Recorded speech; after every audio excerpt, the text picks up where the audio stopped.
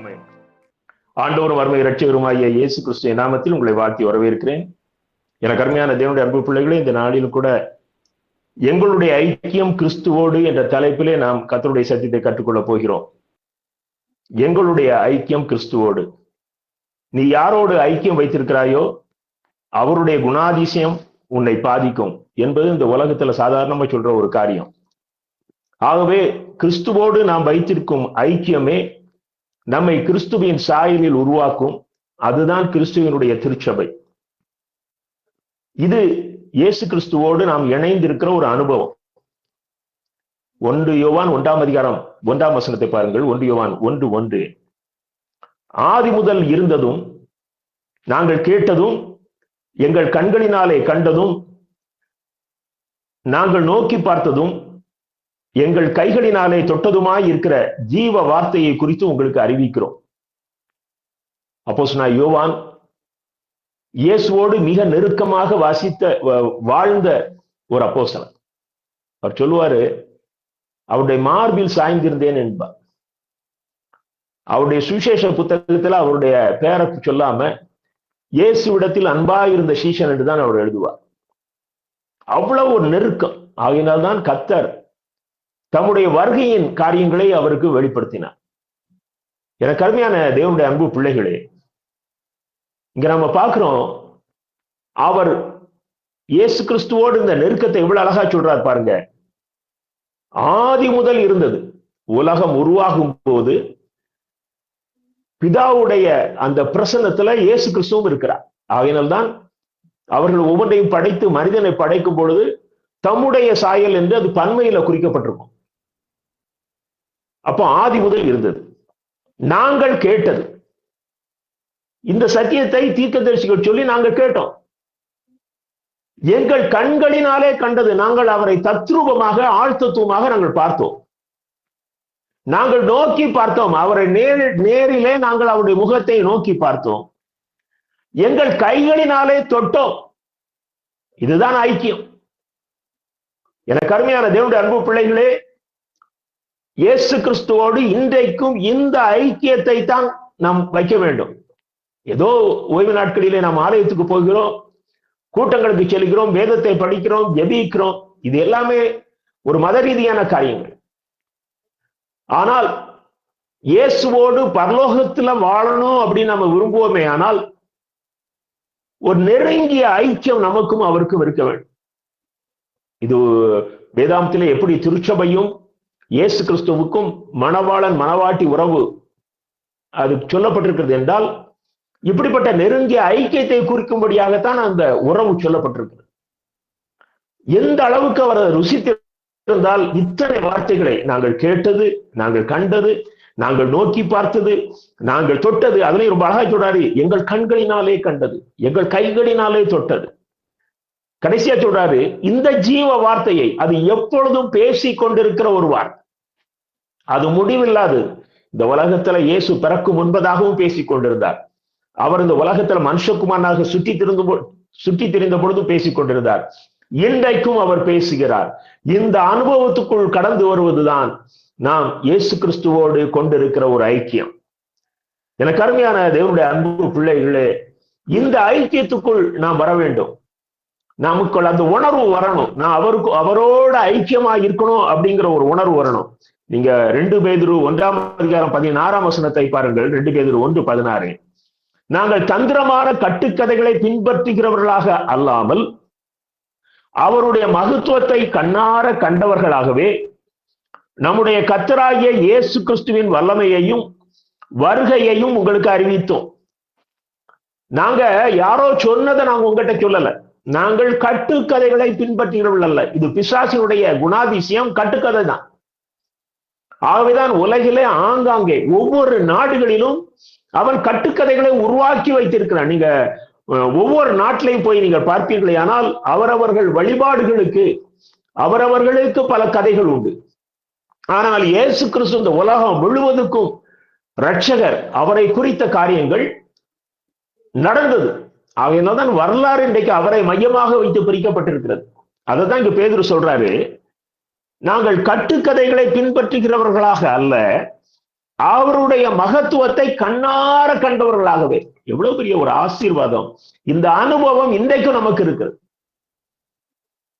நேற்றைய தினத்துல நான் உங்களில் சிலருக்கு ஒரு மிஷனரி இயக்கத்தினுடைய தலைவராக இருந்து ஓய்வு பெற்றார் அவர் ஜான் கிருபாகரன் அவரை குறித்த ஒரு சாட்சியை நான் அனுப்பியிருந்தேன். நீங்க எத்தனை பேர் பார்த்தீங்கன்னு எனக்கு தெரியாது.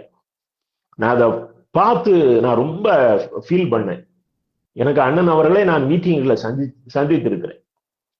எவ்வளவு ஒரு ஏழ்மையின் பின்னணியில் அவர் 6th 7th படிக்கும் பொழுது அவருடைய டீச்சர் அவருக்கு இயேசுவை அவருக்கு அறிமுகப்படுத்தி இருக்கிறார். அவருடைய பாடுகளின் மத்தியில, பிரச்சனைகளின் மத்தியில அவர் ஒரு ஸ்டெனோ படிச்சு அவருக்கு 19 வயசுல அவருக்கு ஒரு பெரிய கம்பெனியில ஒரு ஸ்டெனோ வேலை. அப்போ ஆண்டவரோட பேசுறாராம், நீ ஊழியத்துக்கு ஒப்பு கொடுத்திய, நீ இங்க வந்து இருக்கிறிய அப்படின்னு சொல்லி.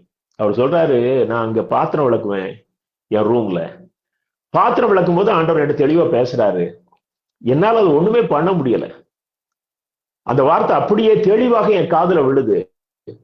மறுநாள் நான் என்னுடைய அலுவலகத்துல போய் உட்கார்ந்து இருந்தா நான் அழுது கொண்டே இருக்கிறேன். என்னுடைய அந்த சீஃப் இன்ஜினியர், நான் யாருக்கு ஸ்டெனோவாக இருக்கிறேனோ அந்த பாஸ் என் பக்கத்துல வந்து கேட்கிறாரு, ஏன்பா அழுகுறான்னு கேட்கிறாரு.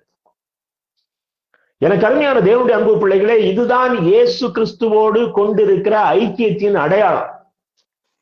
இன்னமும் அவருடைய சத்தத்தை நாம் கேட்கிற பழக்கத்துக்குள் வரவில்லை என்று சொன்னால் நமக்கும் ஆண்டவருக்கும் சம்மந்தம் இல்லை. நம்ம ஒரு கிறிஸ்தவர்கள் என்ற பெயரிலே ஜெபிப்பதும் ஆராதிப்பதும் வேதம் வாசிப்பதும் குறிப்பிட்ட காலங்களை வைத்து உபவாசம் இருப்பது, இவ்விதமாக சில சடங்காச்சாரங்களை நாம் கரெக்டாக செய்து கொண்டு வருமே, ஆனால் நமக்கும் பரலோகத்துக்கும் சம்பந்தமே கிடையாது.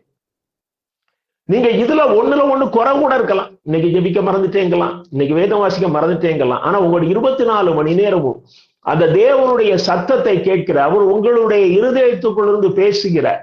நீங்க சில நேரத்துல இன்னைக்கு பைபிள் வாசிக்க நான் பிஸியில மறந்துட்டேன் அப்படின்னா, உனக்கு ஒரு டைம் நான் தரேன், திரும்ப என்னோட பேசி என்று சொல்லி உங்களோடு பேசி உங்களை உருவாக்குகிற அந்த அனுபவத்துக்குள்ள நாம வரணும். அதுதான் கிறிஸ்துவோடு நாம் கொண்டிருக்கிற ஐக்கியம். நீங்கள் யோவான் 15ஆம் அதிகாரம் 27ஆம் வசனத்தை பாருங்கள். யோவான் 15:27, நீங்களும் ஆதி முதல் என்னுடனே கூட இருந்தபடியால் எனக்கு சாட்சிகளாய் இருப்பீர்கள்.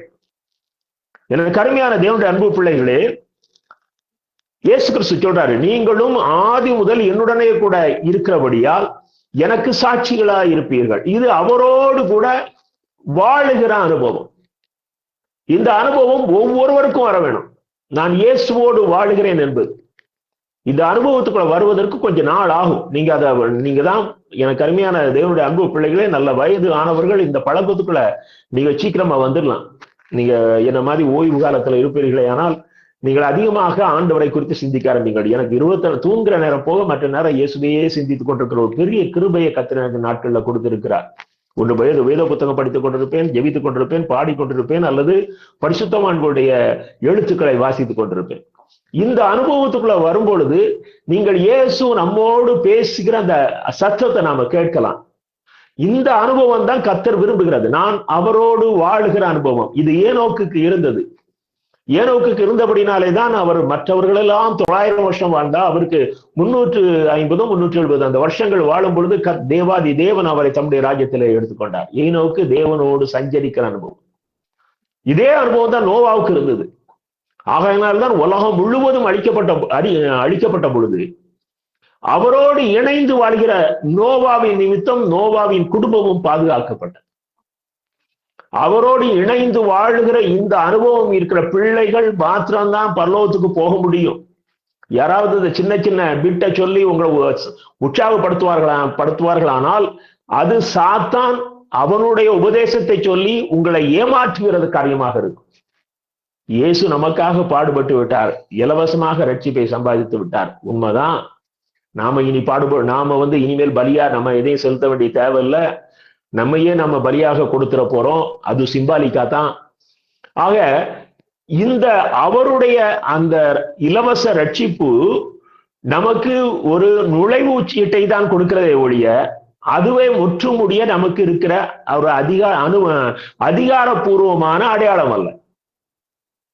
அதை பெற்றுக்கொண்டவர்கள் இந்த உலகத்திலே அவரோடு இணைந்து வாழ்வோமே, ஆனால் நாம் பரலோகத்திலே அவரோடு போய் இணைந்து வாழ்கிற கிருபையை கர்த்தர் நமக்கு கொடுப்பார்.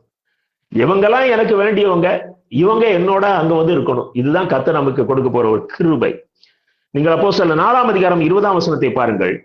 நான் கண்டவைகளையும் கேட்டவைகளையும் பேசாமல் இருக்கக்கூடாதே என்றார்.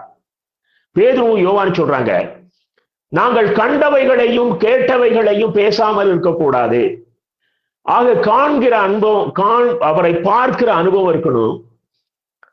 அவர் பேசுகிறதை கேட்கிற அனுபவம் இருக்கணும். இந்த ஐக்கியத்துல முதலாவதாக அவரோடு வாழுகிற அனுபவம், இரண்டாவதாக அவரை பார்க்கிற அனுபவம்.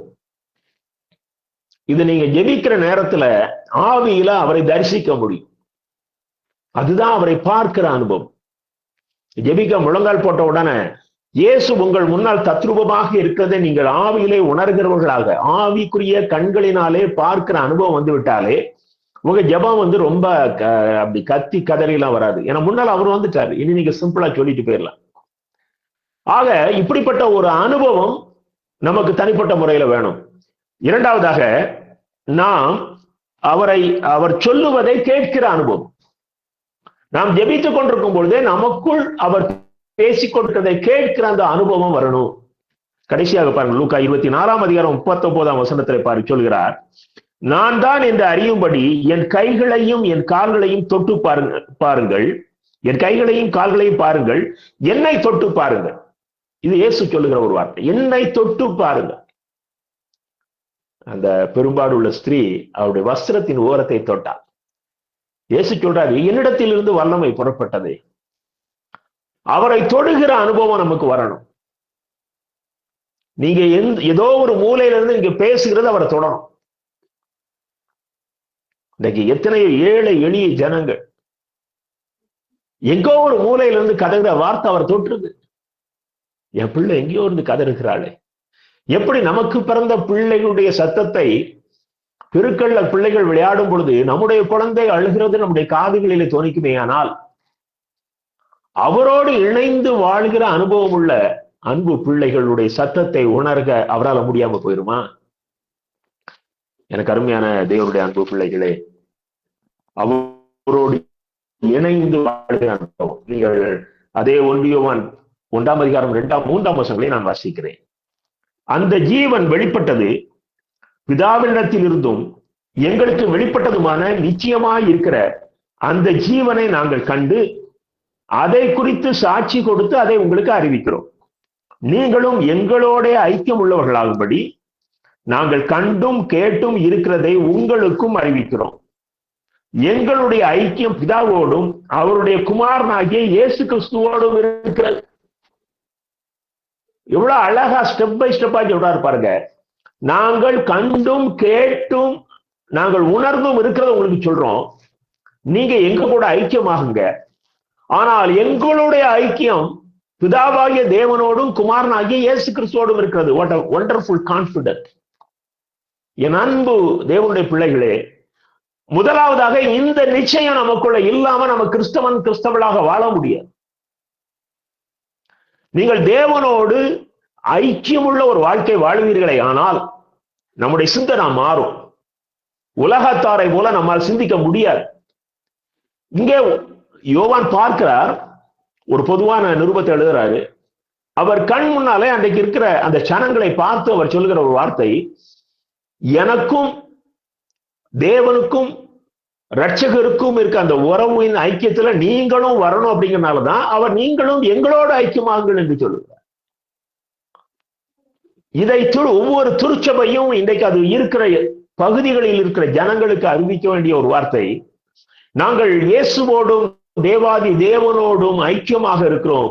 எனக்கு அருமையான ஈரோடு பகுதியில வாழ்கிற மக்களே, நீங்களும் எங்களோடு வந்து ஐக்கியமாகுங்கள் என்று சொல்லும்.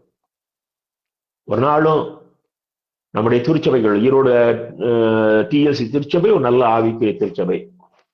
ஆனால் சில இடங்களிலே சில திருச்சபைகளுடைய சாட்சிகள் ஜனங்கள் அவங்க இருக்கிற இடத்தை விட இங்க வந்த பிறகு இன்னும் அதிகமாக பிரச்சனைக்குள்ளாகி விடுவார்களோ என்கிற அளவுக்கு திருச்சபைகளிலே சாட்சிகள் கிடையாது.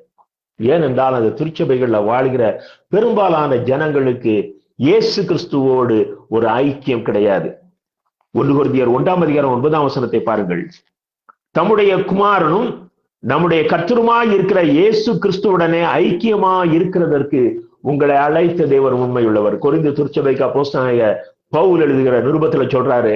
அவங்கள முதல்ல அவர் இன்ட்ரடக்ஷன் கொடுத்து சொல்லும் போது அந்த சபைக்கு, அங்க இருந்த கொரிந்து திருச்சபைக்கு அவர் சொல்கிற வார்த்தை, நம்முடைய கர்த்தருமாய் இருக்கிற இயேசு கிறிஸ்துவுடனே ஐக்கியமாய் இருப்பதற்கு உங்களை தேவன் அழைத்திருக்கிறார். திருச்சபையில தேவன் கொடுக்கிற அழைப்பு என்ன என்று சொன்னால், உங்களுக்காக நான் கொடுத்த என் குமாரனும் இரட்சகருமாய் இருக்கிற இயேசு கிறிஸ்துவோடு நீங்கள் ஐக்கியமாகுங்கள். நம்ம பிதாவே பிதாவே என்று ஜெபிக்கிறோமே, அப்படி ஜெபிக்கிற உரிமையே நாம் இயேசு கிறிஸ்துவோடு ஐக்கியமாய் இருந்தால் மாத்திரம்தான் அவரை பிதா என்று கூப்பிடுகிற உரிமை நமக்கு வருகிறது. அது வரைக்கும் அந்த உரிமை கிடையாது. நான் அவரோடு இணைந்து விட்டால் அவர் எனக்கு மூத்த சகோதரனாக மாறுகிறார். அவருக்கு என்ன உரிமை பிதாவிடம் இருக்கிறதோ அத்தனை உரிமையையும் கர்த்தர் நமக்கு தருகிறார். 1 பேதுரு 1:16 நான் பரிசுத்தராய் இருக்கிறபடினாலே நான் பரிசுத்தர், ஆகையால் நீங்களும் பரிசுத்தராயிருங்கள் என்று எழுதி இருக்கிறது. அப்போ இந்த ஐக்கியம் இருந்தா தான் அவருடைய பரிசுத்தத்துல நாமும் கலந்து கொள்ள முடியும். என்னைக்கோ ஒரு நாள் ஒரு அபிஷேகம் பெற்றதெல்லாம் பரிசுத்தம் கிடையாது, எல்லாமே சிம்பிள் தான். அதற்கு பிறகு அதை உணர்வு பூர்வமாக எடுத்து அதை நம்முடைய வாழ்க்கையிலே ஒரு அங்கமாக கொண்டு வரும் பொழுதுதான் இந்த ஐக்கியம், அவருக்குரிய ஸ்டேட்டஸ நானும் அடையணும் அப்படிங்கிறது வரணும். ஒரு மணமகன் மணமகள் திருமணம் ஆகுது. மணமகன் நல்ல ரிச், மணமகளை ஒரு ஏழை குடும்பத்தில் எடுத்திருக்கிறார். ஆனால் திருமணமான பிறகு அவர்களை 2 பேரையுமே நம்ம ரிச்சுன்னு தான் சொல்லுவோம். அவரு ரிச்சு, இந்தம்மா ஏழைன்னு யாரும் சொல்ல மாட்டாங்க. திருமணத்துக்கு முன்னால அவங்க ஏழை. இப்ப திருமணமான பிறகு அவருடைய ஆசீர்வாதத்தின் பங்கு இவர்களுக்கும் ஈக்குவலா வந்துருது. அவருடைய குடும்பத்தின் உரிமை இவர்களுக்கும் ஈக்குவலாக வந்து விடுகிறது. ஆகவே அவருக்கு எந்த அந்தஸ்தோ அந்த அந்தஸ்து இவர்களுக்கும் கிடைக்கிறது. இதுதான் இயேசு கிறிஸ்துவோடு நாம் வைக்கிற ஐக்கியத்தினாலே நமக்கு கிடைக்கிற மகிமையின் ஆசீர்வாதம். அப்படியானால் இந்த ஐக்கியம் எவ்வளவு ஒரு முக்கியமானது. இந்த ஐக்கியத்துக்குள்ள வரணும்னு சொல்லி இன்னைக்கு இந்த செய்தியை கேட்டுக்கொண்டிருக்கிற நீங்கள் எல்லாரும் இன்னைக்கு இரவுல ஒரு முடிவு பண்ணணும். இந்த ஐக்கியத்துக்குள்ள ஆண்டவரே நான் வரணும். நான் தூரம் நின்று உங்க பார்க்க கூடாது. நான் ஏதோ ஒரு சுற்சப கட்டடத்துக்குள்ள வரும் பொழுது மாத்திரம் நான் அப்படி பயந்துகிட்டு ஆண்டவரே பாவியாக என்மேல் கிருபையாயிரும்னு சொல்லிட்டு போகிற ஒரு அற்ப விசுவாசியாக நான் இருக்கக்கூடாது. நான் உங்க பிள்ளை, நான் உங்களோடு இணைந்திருக்கிறேன், எனக்கு உரிமை இருக்கிறது என்று சொல்லுகிற அந்த ஐக்கியத்தின் உறவு எனக்குள்ள வரணும்னு சொல்லி நாம் இன்னைக்கு பார்க்கிறோம். முதலாவதாக நாம் பார்ப்போம், நீங்கள் இயேசு கிறிஸ்துவோடு ஐக்கியமாக இருக்க வேண்டுமே ஆனால் சாத்தானோடு ஐக்கியமாக இருக்கக்கூடாது. இதனடா இயேசு கிறிஸ்துவோட ஐக்கியமா இருக்குங்கிறத அவர் சொல்றாரு.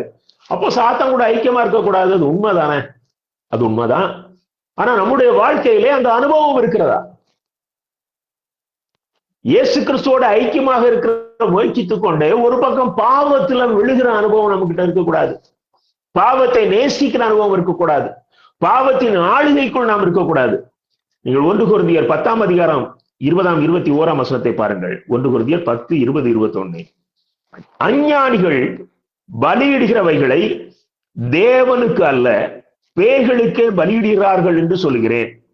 நீங்கள் பேய்களோட ஐக்கியமாக இருக்க எனக்கு மனதில்லை.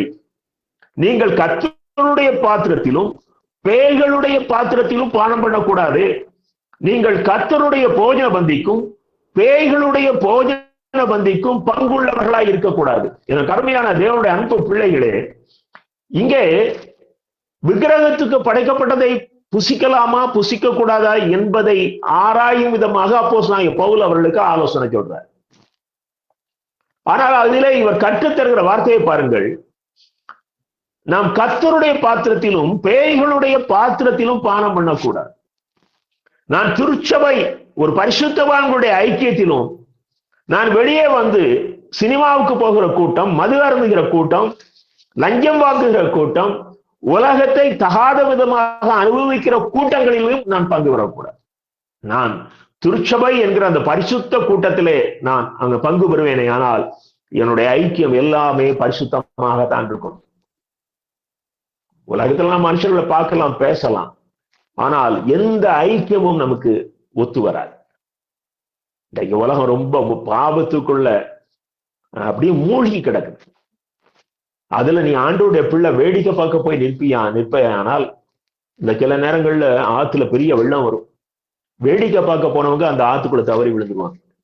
ஒருவேளை நீ கூட அந்த வேடிக்கை பார்க்க போவாயானால் அந்த உலகம் என்கிற அந்த ஆற்று வெள்ளத்தில் நீ அடித்து செல்லப்பட்டு விடுவாய். எனக்கு அருமையான தேவனுடைய அன்பு பிள்ளைகளே, சாத்தானுடைய காரியங்கள் நம்முடைய வாழ்க்கையில எந்த சூழ்நிலையிலும் இணைந்து விடாதபடி எச்சரிக்கையா இருக்கணும். நம்ம ஐக்கியமா இல்ல அப்படின்னு நம்ம வாயிட்டு சொல்லுகிற ஒரு சாதாரணமான காரியம் அது அல்ல. நம்மை அறியாமல் நாம் ஐக்கியமாக்கி விடுகிறோம். சாதாரணமா போய் சொல்றோம். சாதாரணமாக பாவம் செய்கிறவர்களுக்கு நாம் வக்கலாத்து வாங்குகிறோம். தவறு செய்கிறவர்களுக்கு வக்கலாத்து வாங்க.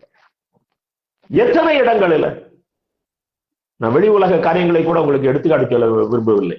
ஆனால் திருச்சபைக்கு அடுத்த காரியங்களிலே நாம் துணிந்து பொய் சொல்வதற்கு ஏன் இந்த ஒரு பொய் சொல்றதுல உனக்கு என்ன ஆயிர போகுதுன்னு கேட்கிறோம்னா கேட்டமா கேட்கலையா? எவ்வளவு பெரிய அயோக்கியத்தனம்!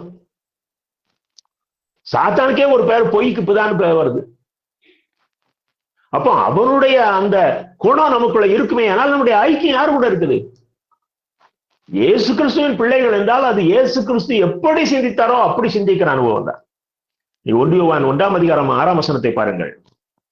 நான் இயேசுவோட ஐக்கியப்பட்டவர்கள் என்று சொல்லியும் இருளிலே நடக்கிறவர்களாய் இருந்தால் சத்தியத்தின்படி நடவாமல் பொய் சொல்லுகிறவர்களா இருப்போம்.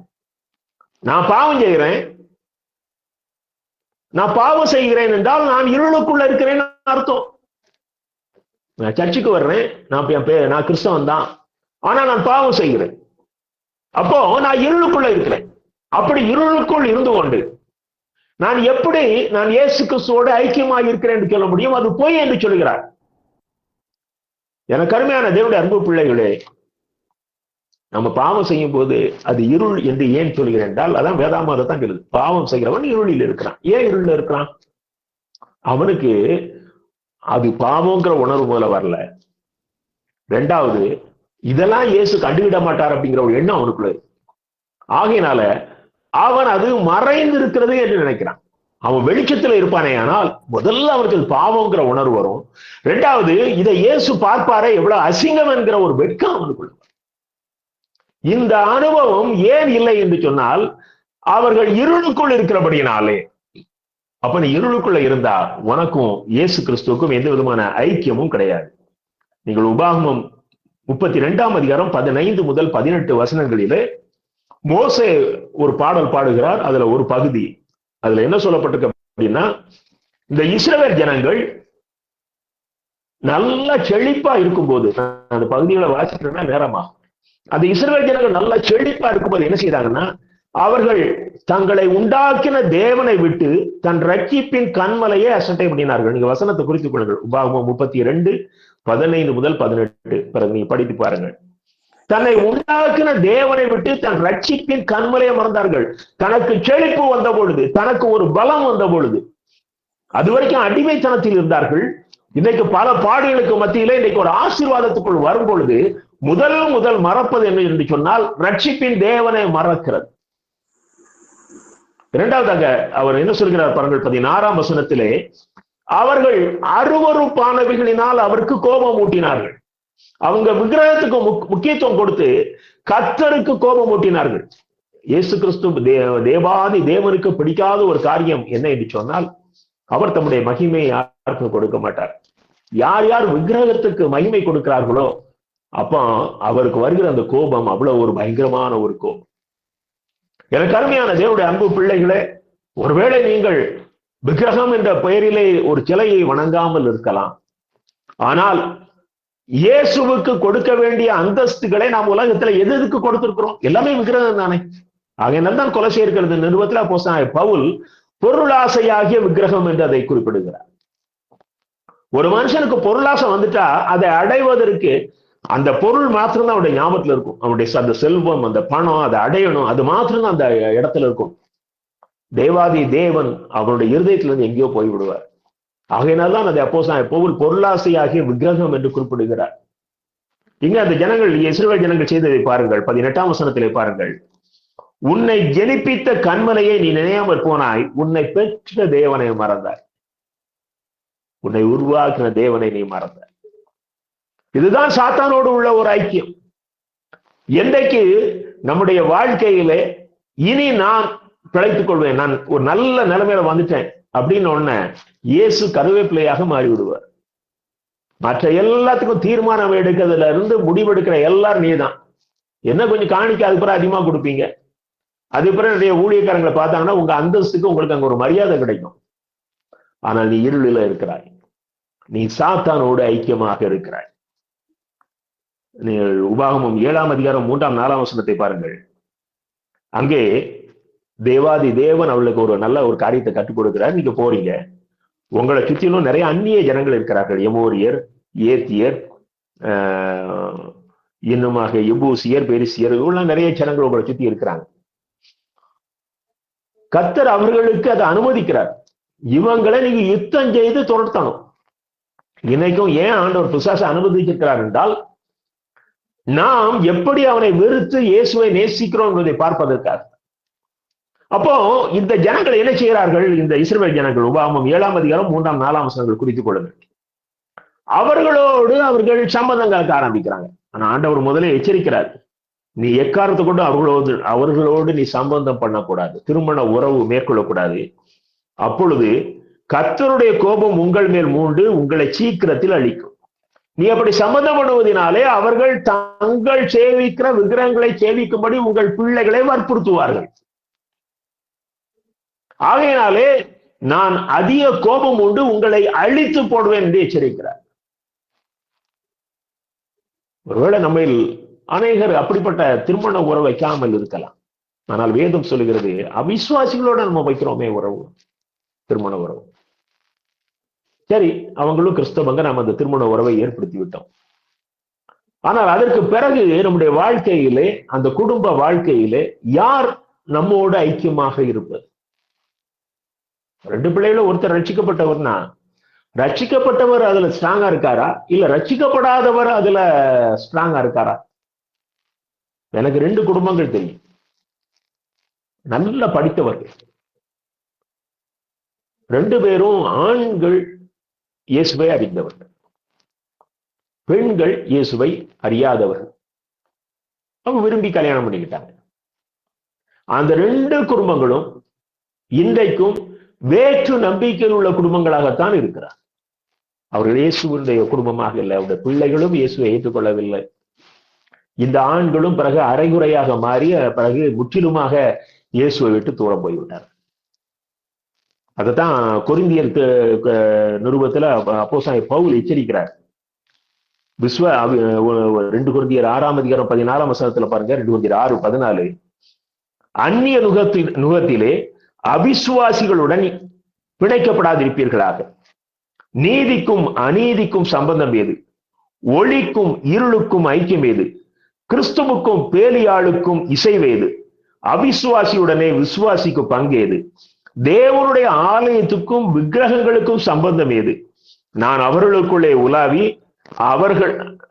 அவர்கள் தேவனாயிருப்பேன், அவர்கள் என் ஜனங்களாயிருப்பார்கள் என்று தேவன் சொன்னபடி நீங்கள் ஜீவனுள்ள தேவனுடைய ஆலயமா இருக்கிறீர்கள். நாம ரட்சிக்கப்பட்ட பிள்ளைகள், ஜீவனுள்ள தேவனுடைய ஆலயம். அப்படி இருக்கிற நாம எப்படி விக்கிரகத்தோட போய் நாம சம்பந்தம் கலக்க முடியும், ஒரு ஐக்கியம் கொள்ள முடியும்?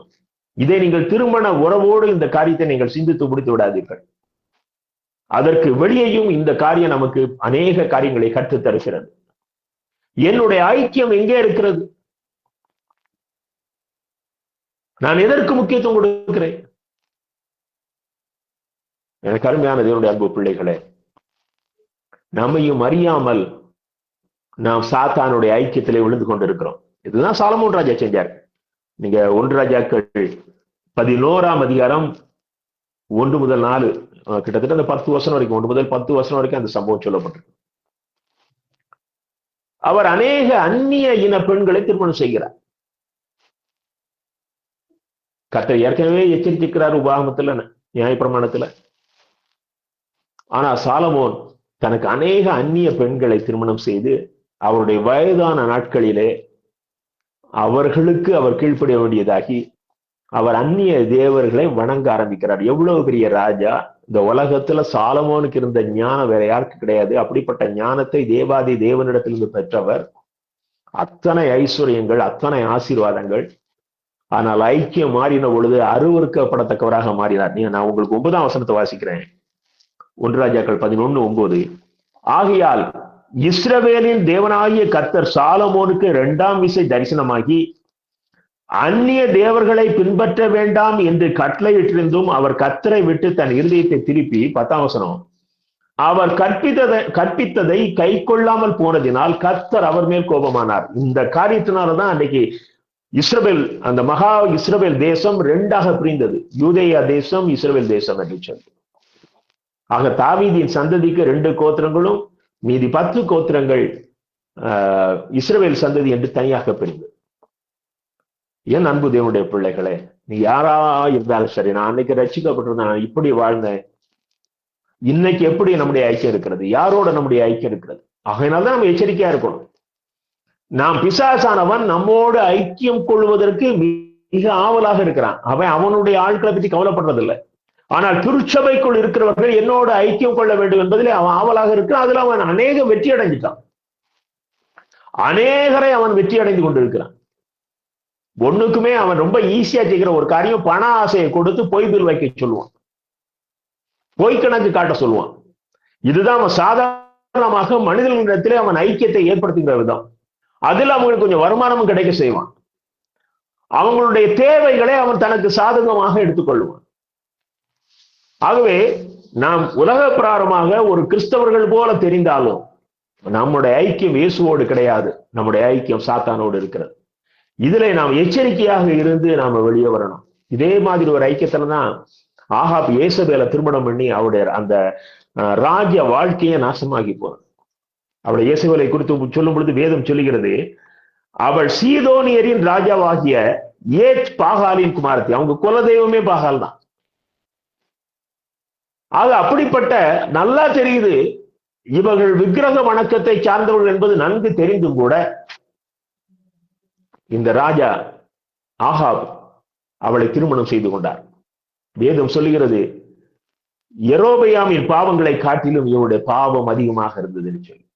எனக்கு அருமையான தேவனுடைய அன்பு பிள்ளைகளே, சாத்தானோடு எந்த விதத்திலும் நாம் ஐக்கியம் வைத்து விடக்கூடாது.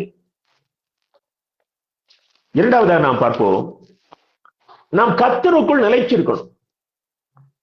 ரொம்ப கான்பிடண்டா இருக்கணும். நான் ஆண்டவருக்குள்ள இருக்கிறேன், இந்த தெளிவு நமக்குள்ள இருக்கணும். இந்த தெளிவு தான் ஏனோக்குள்ள இருந்தது, நோவாவுக்குள்ள இருந்தது. நீங்க 1 யோவான் 2ஆம் அதிகாரம் 6ஆம் வசனத்தை பாருங்கள். 1 யோவான் 2:6. கர்த்தருக்குள் நிலைத்திருக்கிறேன் என்று சொல்கிறவன் அவர் நடந்தபடியே தானும் நடக்க வேண்டும். அதுதான் சொல்றேன். ஏனோக்கு தேவனோடு சஞ்சரித்தான், தேவனோடு இணைந்து வாழ்கிற அனுபவம். அப்ப கர்த்தருக்குள் இருக்கிறேன் என்றால், நிலைத்திருக்கிறேன் என்றால், அவர் நடந்தபடியே நானும் நடக்கணும். எனக்கு ரோல் மாடல் அவர் தான். அவர் கற்றுக் கொடுத்துட்ட வார்த்தைகளுக்கு கீழ்ப்படியணும்.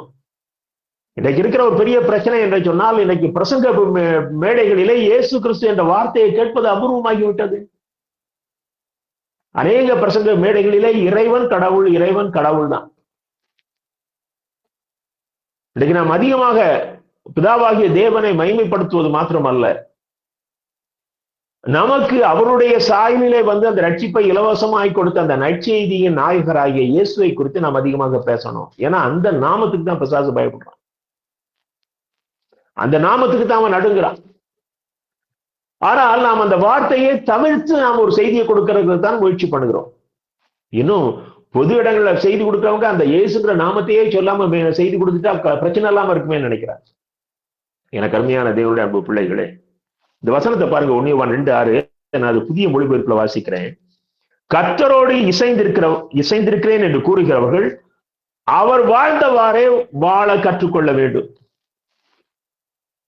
அவர் நடந்தவாறே நடக்க வேண்டும் என்பதை ரொம்ப அழகா இன்னும் கொஞ்சம் புது டிரான்ஸ்லேஷன்ல நல்லா சொல்லியிருக்கிறாங்க.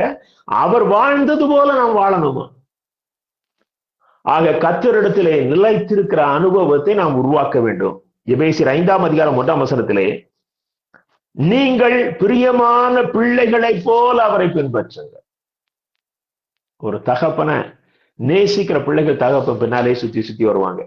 ஆக நீங்க அப்படிப்பட்ட பிள்ளைகளை போல இயேசுவை பின்பற்றுகிற அந்த அனுபவத்துக்குள்ள நீங்க வரணும்.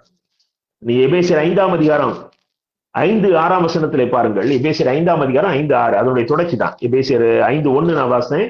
அவருடைய பிரியமான பிள்ளைகளைப் போல அவரை பின்பற்றுங்கள். இப்போ 5-6 வசனங்களை பாருங்கள். விபச்சாரக்காரனாவது, அசுத்தனாவது, விக்கிரகாராதனைக்காரனாகிய பொருளாசைக்காரனாவது தேவனுடைய ராஜ்யமாகிய கிறிஸ்துவின் ராஜ்யத்திலே சுதந்திரம் அடைவதில்லை என்று அறிந்திருக்கிறீர்களே. இப்படிப்பட்டவர்களை நிமித்தமாக கீழ்ப்படியாமையின் பிள்ளைகள் மீது தேவ கோபாக்கின வரும். அங்க சொல்றாரு, நீங்க அவருடைய பிள்ளைகளைப் போல அவரை பின்பற்றணும். இன்னொரு கூட்டம் இருக்குது, அது கீழ்ப்படியாமன் பிள்ளை. ஆக இந்த கீழ்ப்படியாமன் பிள்ளைகள்கிட்ட எப்படிப்பட்ட பாவங்கள், இங்க 3 பாவங்கள் சொல்லப்பட்டிருக்கிறது. ஒன்று விபச்சாரக்காரன், மற்றொன்று அசுத்தன், மூன்றாவது விக்கிரகாராதனைக்காரனாகிய பொருளாசைக்காரன். உலகத்தின் அத்தனை பாவங்களையும் இந்த 3 தலைப்புகளுக்குள் நீங்க கொண்டு வந்துடலாம். ஆக இப்படிப்பட்டவர்கள் தேவனுடைய ராஜ்யத்தை சுதந்திரிப்பதில்லை.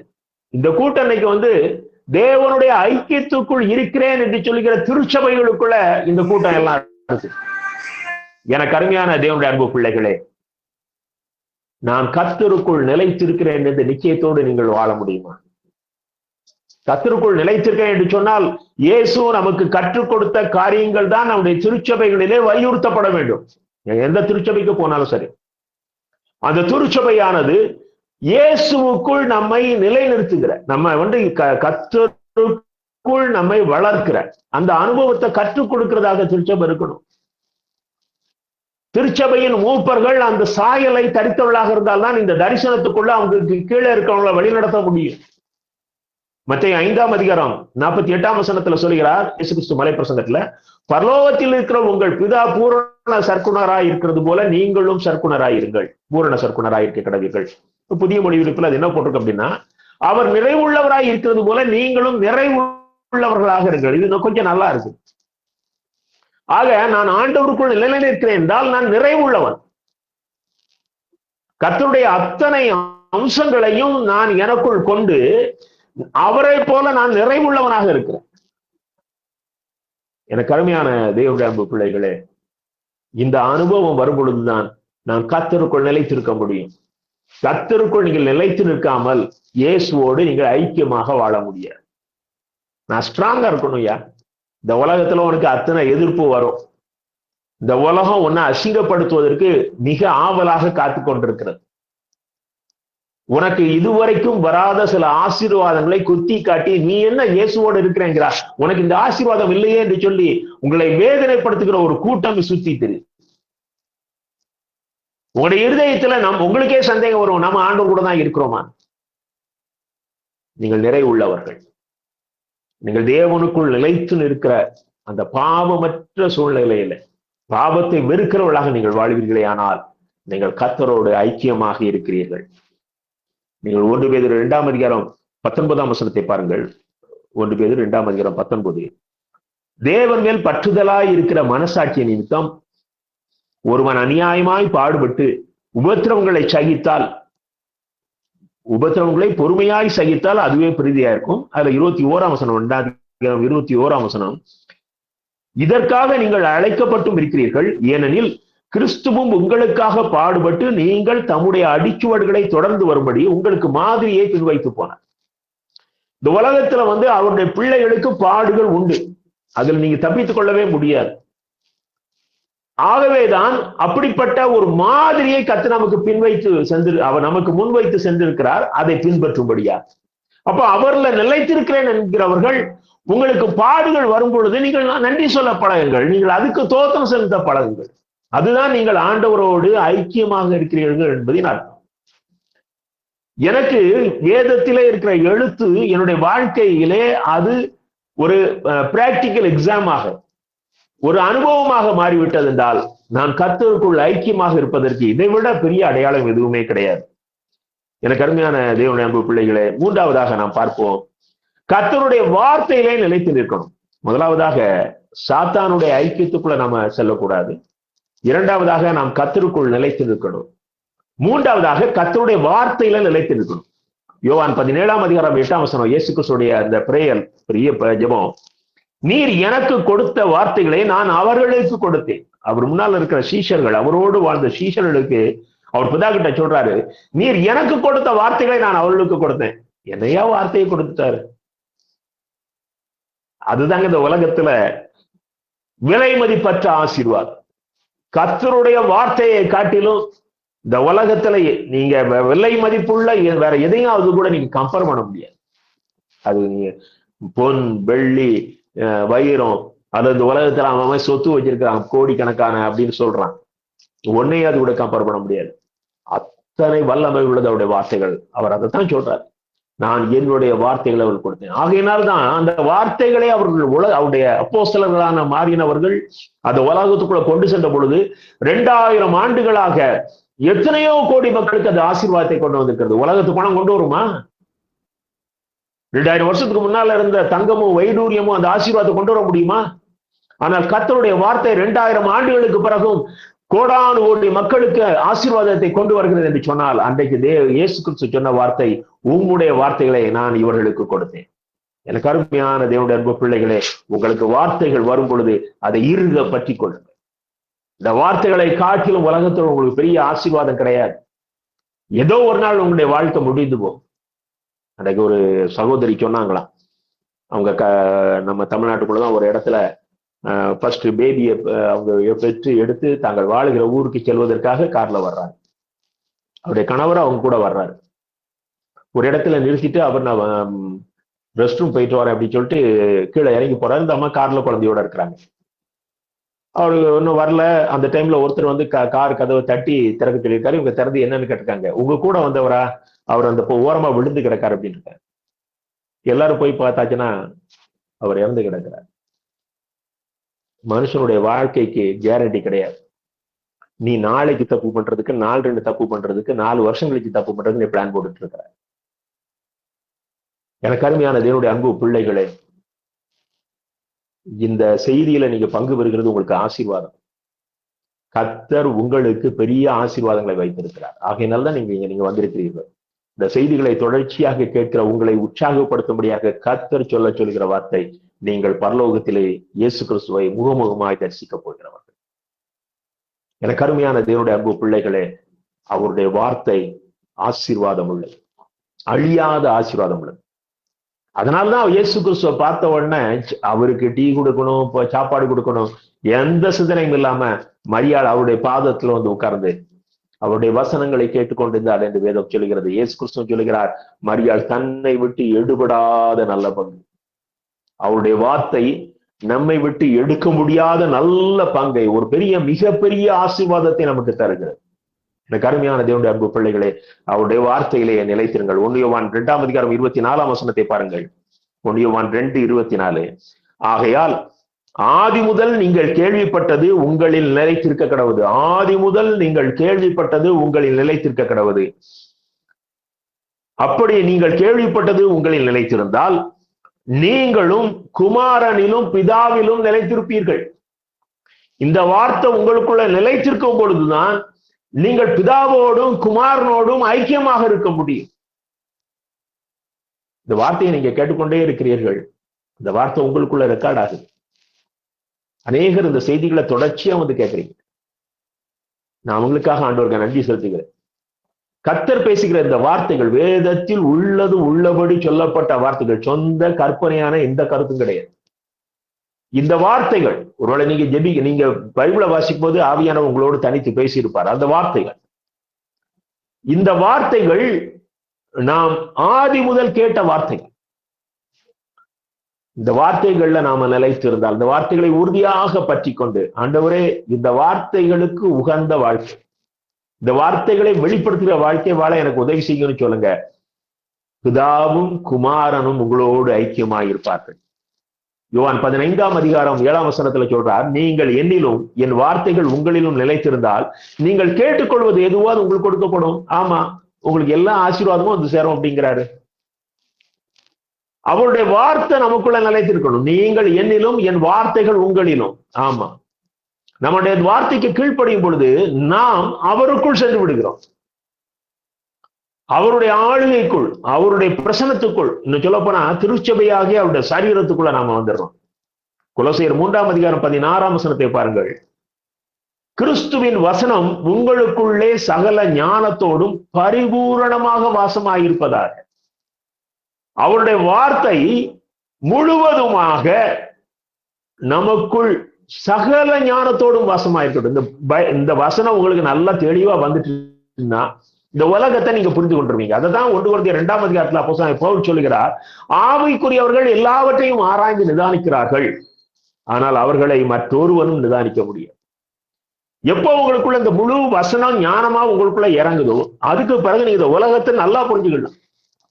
2100ஆம் வருஷம் அந்த செவ்வாயில போய் மனுஷன் குடியேறிடுவான், அந்த இன்னொரு 50-100 வருஷம் கழிச்சு அது அந்த காரியம் நடந்துடும், இந்த காரியம் நடந்துடும், அது இப்பெல்லாம் நிறைய செய்திகள் வருகிறது. இதையெல்லாம் வாசித்து நாளைக்கு அவனுடைய நிலைமையை சொல்ல முடியாது. இவர் 50 வருஷம் 100 வருஷம் கழிச்சு எல்லாம் சொல்லுவார். நீங்கள் வேதத்தை உங்களுடைய இருதயத்திலே பதித்திருப்பீர்களே ஆனால் அது சகல ஞானத்தோடும் உங்களுக்குள் கிரியை செய்து உங்கள் முன்னால் இருக்கிற உலகத்தினுடைய சாதாரணமான நிலைமையை உங்களுக்கு வெளிப்படுத்தும். என் அன்பு தேவனுடைய பிள்ளைகளே, 4வதாக நாம் ஒரு காரியத்தை பார்க்கிறோம். நம் கர்த்தருடைய ஆவியிலே நிலைத்து நிற்கணும். இது ரொம்ப முக்கியம். இந்த காரியங்கள் எல்லாத்திலையும் நீங்க சக்சஸ் ஆகணும்னா ஆவியானவருக்குள்ள நாம் இருக்கணும். ஏன்னா அவர் தான் இந்த உலகத்துல நமக்கு கிடைத்திருக்கிற மிகப்பெரிய ஆசீர்வாதம். ஏன்னா அவர் நம்ம கூட இருக்கிறார்.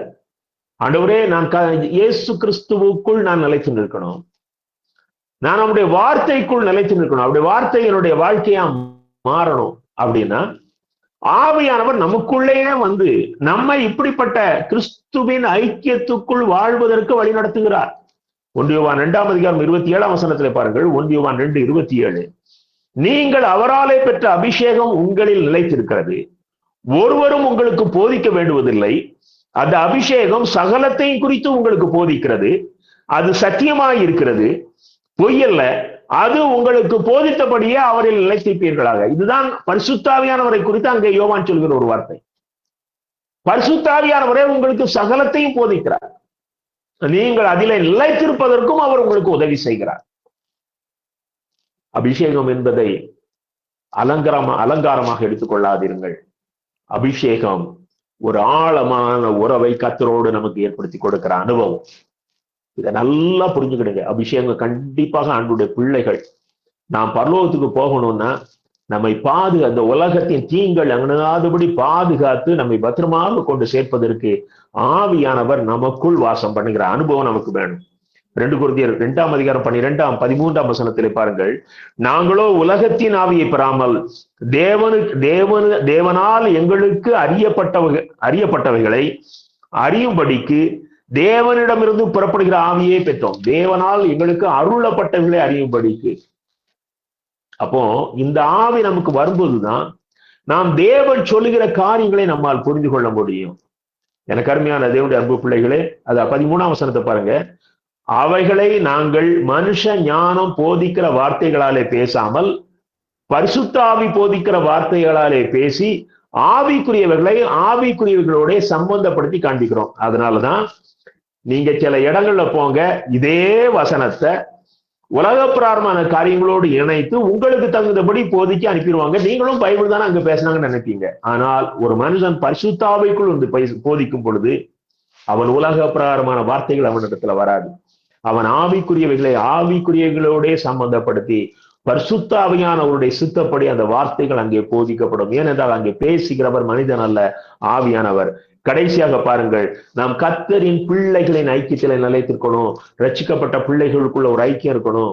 எங்கெல்லாம் அந்த ரட்சிக்கப்பட்ட பிள்ளைகள் இருக்காங்களோ 2 பேரோ 3 பேரோ 50 பேரோ 100 பேரோ ஒரு ஐக்கியமா இருக்கணும். அதனாலதான் திருச்சபை முழுவதும் ரட்சிக்கப்பட்ட பிள்ளைகளா இருக்கணும். அப்படிப்பட்ட ஐக்கியத்துல இருக்கும் பொழுது நாம் இயேசுவினுடைய ஐக்கியத்துல இருக்க முடியும். 2 பேதுரு 1ஆம் அதிகாரம் 7-8ஆம் வசனங்களை பாருங்கள். தேவ பக்தியோட சகோதர சிநேகத்தையும் சகோதர சிநேகத்தோட அன்பையும் கூட்டி வழங்குங்கள்.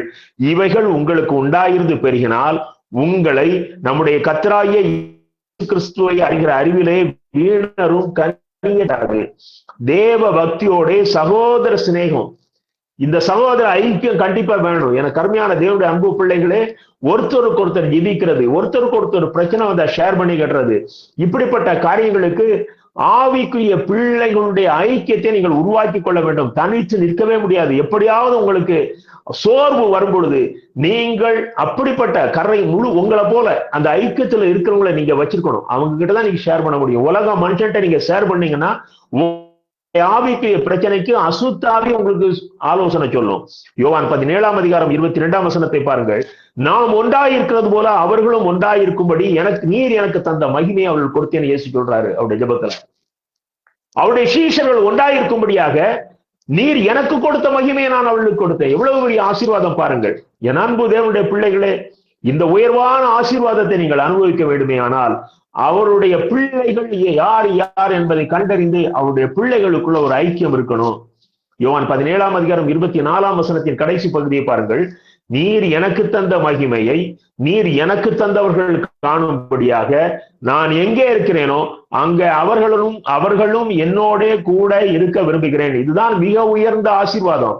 இயேசு கிறிஸ்துவோடு ஐக்கியமாக இருக்கிறவர்கள் இயேசு கிறிஸ்து எங்கே இருக்கிறாரோ அங்கே இருக்கும்படியாக அவருக்கு தந்த பிதா கொடுத்த மகிமையை காணும்படியான கிருபையை அவருடைய பிள்ளைகளுக்கு அவர் கொடுத்திருக்கிறார். என் அன்பு தேவனுடைய பிள்ளைகளே, நீங்கள் இயேசு கிறிஸ்துவோடு ஐக்கியமாக இருப்பீர்களே ஆனால் இயேசு கிறிஸ்துவோடு நிரந்தரமாக வாழப் போகிறவர்கள்.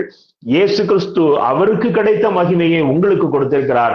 அவருடைய மகிமையை அவர் இருக்கிற இடத்திலே அவரோடு போய் நாம் அமர்ந்து காண போகிறோம். ஒரு பெரிய ஆசீர்வாதத்துக்குரிய சந்ததினா இந்த உலகத்துல அழிந்து போகிற காரியங்களை ஆசீர்வாதம் என்று எண்ணுவீர்களே ஆனால் நம்மை பார்க்கணும் பரிதவிக்கப்படத்தக்கவர்கள் இல்லை.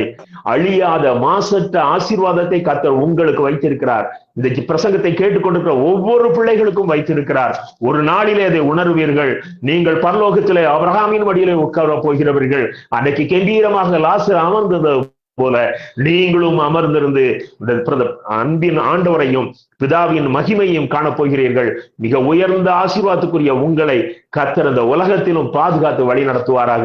அவருடைய ஐக்கியத்திலே எந்த தடையுமின்றி நிற்பதற்கு கர்த்தர் உங்களுக்கு பலத்தை தருவாராக. ஆமென். கண்களை மூடி ஜெயிப்போம். என் அன்பு தகப்பனே, இந்த வார்த்தையை நீர் அருமையான பிள்ளைகளுக்கு கொடுத்தபடினாலே நன்றி சுவாமி. ஆண்டவரே, நாங்கள் உம்முடைய ஐக்கியத்துக்குள் இருக்கிற கிருபையை தாரும்.